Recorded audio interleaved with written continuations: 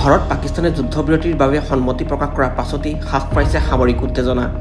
পহলগাম আক্ৰমণৰ পাছতে সন্ত্ৰাসবাদৰ বিৰুদ্ধে ভাৰতে আৰম্ভ কৰিছিল অপাৰেশ্যন সেন্দুৰ।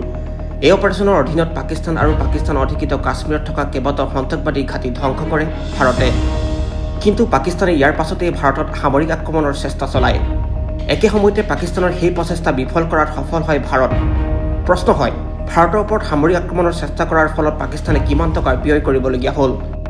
দেশৰ সংবাদ মাধ্যম জিঅ' নিউজৰ এক প্ৰতিবেদন অনুসৰি বিগত কেইসপ্তাহমানৰ ভিতৰত পাকিস্তানে ভাৰতৰ ওপৰত আক্ৰমণ সংঘটিত কৰিবলৈ প্ৰতিদিনে $25 বিলিয়ন বা 213 কোটি টকা ব্যয় কৰিছে।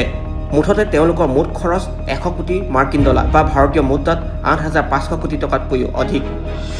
তুৰ্কী ড্ৰোন ব্যৱহাৰ কৰাৰ ফলত অতিৰিক্ত $405 মিলিয়ন অৰ্থাৎ ভাৰতীয় মুদ্ৰাত 3,921 কোটি টকা ব্যয় কৰা বুলিও প্ৰতিবেদনত উল্লেখ কৰা হৈছে।